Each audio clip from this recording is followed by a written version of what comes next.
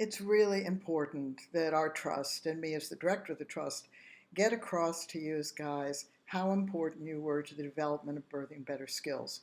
There is no doubt that by and large, throughout time and throughout place, the belief is that birth and pregnancy and birth are women's business.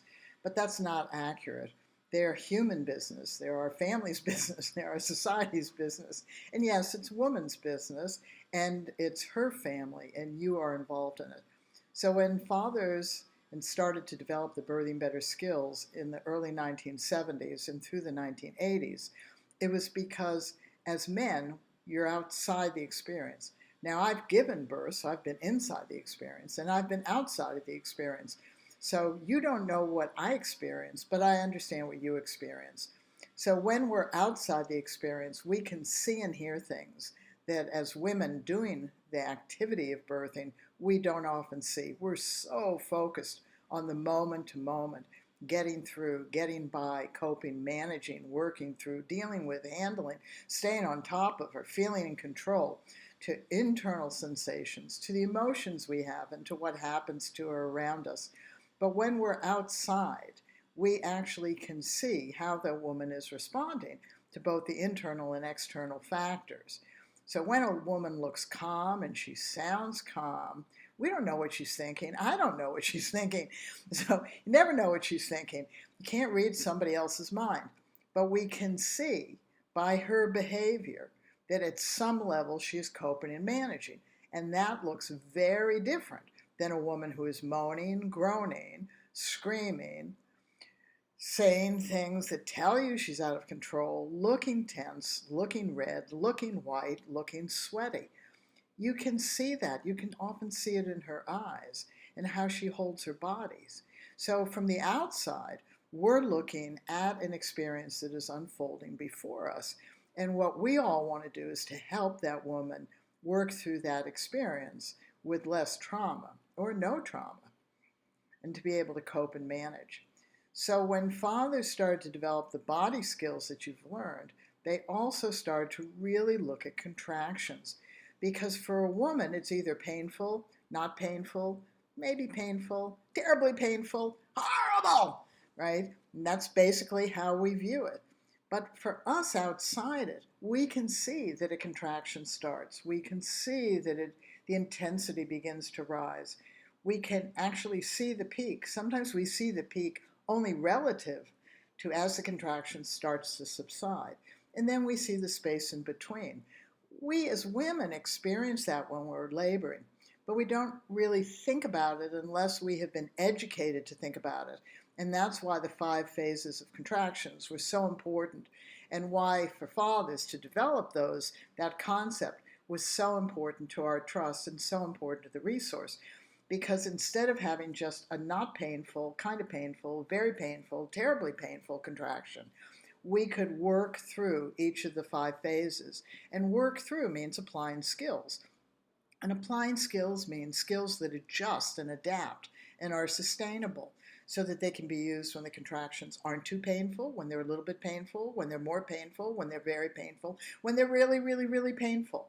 And what happens when they get more painful? It takes more discipline to apply the skills. And that's why you, as a birth coach, are so important, because you can get in our ear or in our face or next to us and model the skills you want us to apply. When we are beginning to lose control, we don't want to lose control. We are at that moment having a challenge about disciplining and applying the skills because it just feels too much. And when you help us, we will latch onto that immediately. So if a woman starts to, and you do, we will turn to you and follow you. And that's why it's important that you go over the birth journey audio several times, because you will hear this, because most of us are not at very many births.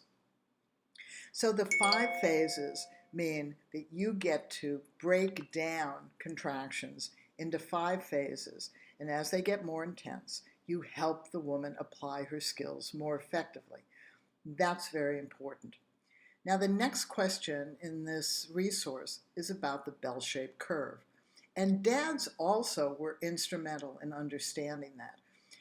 Women can have a progressive labor or a long labor. What's the difference? A progressive labor, the contractions get longer, stronger, closer together within an hour or two. If it lingers for 3 or 4 hours, the contractions are not being progressive. They're not being effective. And how could we see that from the outside? How could we experience it from the inside? For us as women, we don't always get it right away. But on the outside, we can get it right away, because instead of the contraction having a peak and going away, the contraction it starts and seems to go up, and then it just seems to plateau off and then go away. And from the outside, you're thinking, that's normal. It is. And it's a message that the baby is giving to the mother. And this is where it all ties together with the positions and doing the body work. And where men are so important, because if you have a big object trying to come down through and out a container and open up that container, then that object is going to give a message when there are hindrances. And the hindrances are if the space is compressed. So if the woman is sitting on her sacrum, that compresses the space.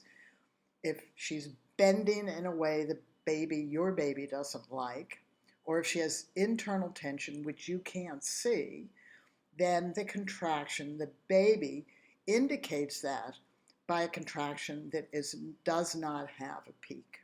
So when there is no internal tension stopping this big object from opening up, moving down through and out, when there is no compression of that space that's hindering that object from opening up, moving down through and out, when the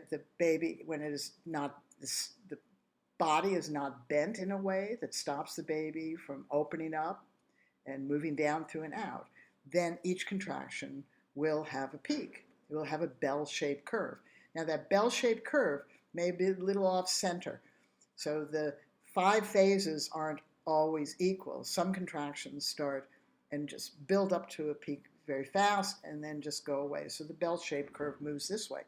Others start, they build up a little bit more slowly, reach a peak, go away quite quickly. So the bell-shaped curve moves this way. But it always has a peak. A progressive contraction always has a peak. And if it doesn't have a peak, if it plateaus out, you can sometimes hear that in how women sound. So they'll sound and peak and go up, and then she'll just, instead of it going up, up, up, up, it will just go ah, ah, ah, ah. And that's all on that birth journey audio. So listen to that. So we want you to understand that this resource is for you to understand. If you have 5 phases in which to help the woman apply skills so she copes and manages better, you're going to do that. But you just needed to understand, and you just needed to have the skills to be able to do that. If you hear and see that a contraction doesn't seem to be effective, or 3 of them don't, or a half dozen of them, or a dozen of them don't, and if they're coming every 3 minutes and are a minute long, a dozen contractions then are putting you into a half an hour, 45 minutes, or even an hour. So if that's happening, if you recognize it and help the woman get into a better position, she may be bent, so repositioning the top part of her body so that the baby is better positioned over the inlet of the pelvis. If she's compressing the space in any way, if she has back labor and you're pushing on the sacrum, you're compressing the space. If she's sitting on her sacrum in a way, she's compressing the space. Or if she has internal tension, which you can't see. So all you can do is say to her, soften inside. And that's why you learned the pelvic clock. So you can soften inside. And you can think about your own body. That's how men learned. If they're tense in their butt muscles, soften your butt muscles. If you're tense around your rectum, soften around your rectum. You have the same body. You just need to direct the woman to soften inside. Now, what happens when she softens inside? The contractions pick up. And what happens if she can't cope? She doesn't want them to pick up. She wants to keep them plateauing. She wants the pain to lessen. So, what's your job then? Is to get into her ear, get into her face, get next to her, model the good behavior, encourage her, and stay moment to moment. Because there is no future in birth, there's no past in birth, it is right now. And you can help her stay in the right now. Does it take fortitude as a birth coach to do it? Of course. Does it take skills as a birth coach to do this? Of course. Do men get off on being skilled being a birth coach? Absolutely they do, because they recognize that this is a fathering behavior. It is a parenting behavior. You're helping your baby. And it's a partnership behavior. You're having teamwork with your partner. She wants you to help her, for God's sakes. So understand the 5 phases. Quite easy to see once the contractions really take form. Bell-shaped curve, you're just listening for whether you feel there's a peak or whether you feel it's plateauing off. You don't have to listen everyone, keep that sort of like here, but it's over time. Because if the contractions are progressing, they will change every hour or 2. And they may seem like a long time. So you can have 20 contractions in an hour, every 3 minutes apart, right?